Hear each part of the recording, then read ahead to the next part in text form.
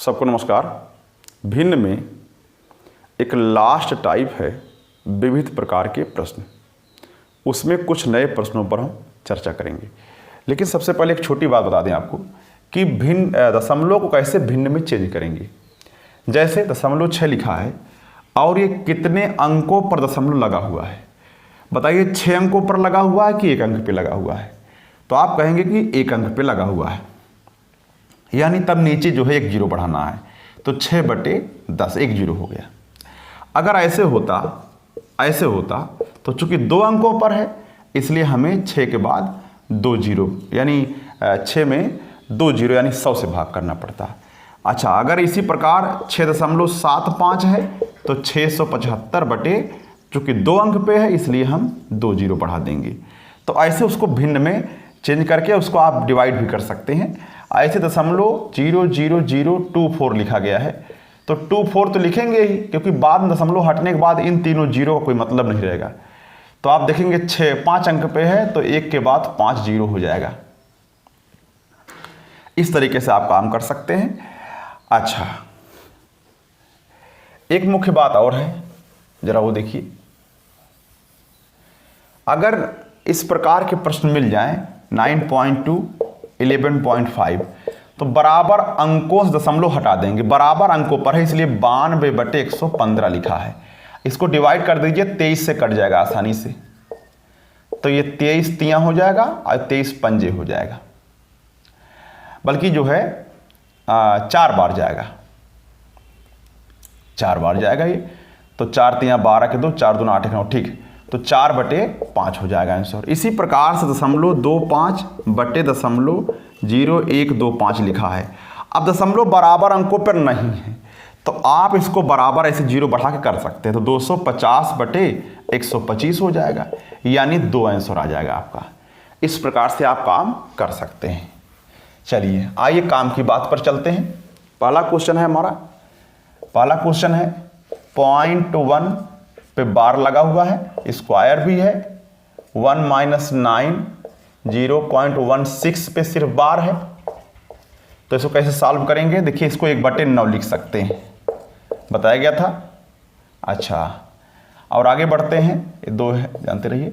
अच्छा, ये 9 है यहाँ पर, और यहाँ पर आप एक 16 में से घटाएंगे और 90 लिखेंगे, क्योंकि सिर्फ 6 पे बार है, स्क्वायर लगा देंगे। अच्छा, तो 1/81 हो जाएगा ये। 1 माइनस, अब यहाँ क्या होगा जरा ध्यान दीजिएगा। तो ऊपर आप इस प्रकार से 15/90 लिख सकते हैं, स्क्वायर है तो 15 छक्का 90 हो जाएगा। तो 1/81 और यहाँ पर 1 माइनस 9 गुणे 1/36 लिख सकते हैं। तो 9 चौक 36 होता है।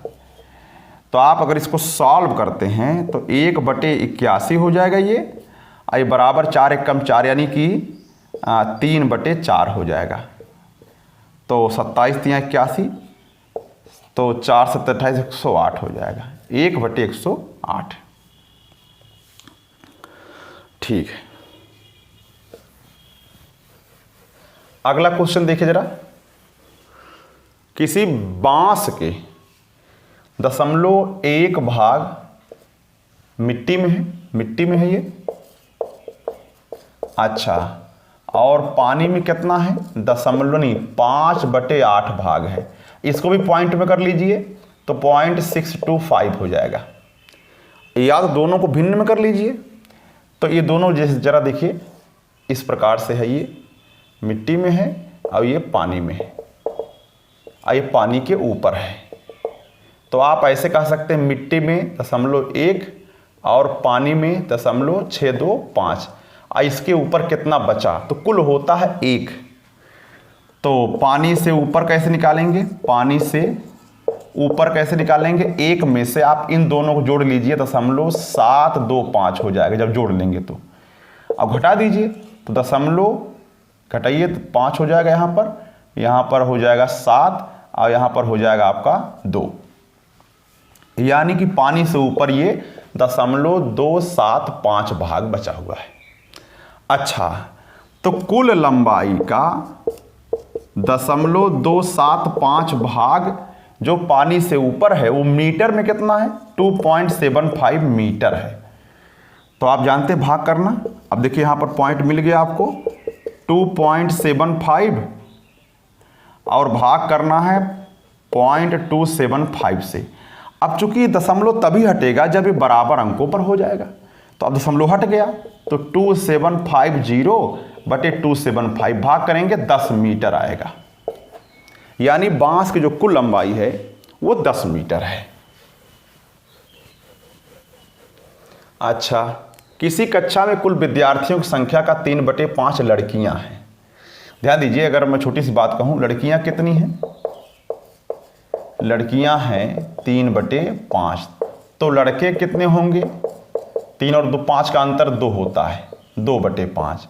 या वैसे भी देख सकते हैं, अगर ये आपने 5 टुकड़ा कर दिया इसका, मान लीजिए ऐसे ऐसे 5 टुकड़ा कर दिया है ऐसे, तो आपको बताना है कि अगर उसमें से 1 2 3 देखिए जी जी और जी 3 टुकड़ा लड़कियों का है तो 2 टुकड़ा बॉयों का क्या नाम है लड़कों का होगा। तो इस तरीके से होगा। कहने का मतलब है कि जो है 3/5 लड़कियां हैं तो 2/5 लड़के होंगे। एक में से घटा करके भी उसको ज्ञात कर सकते हैं लड़कों का। अच्छा, तो यहां से लड़कियां मिल गई, लड़के मिल गए। अब उसमें उपस्थिति और अनुपस्थिति की बात किया है, तो हमें उपस्थित निकालना है। तो हम अलग से व्यवस्था कर लेते हैं।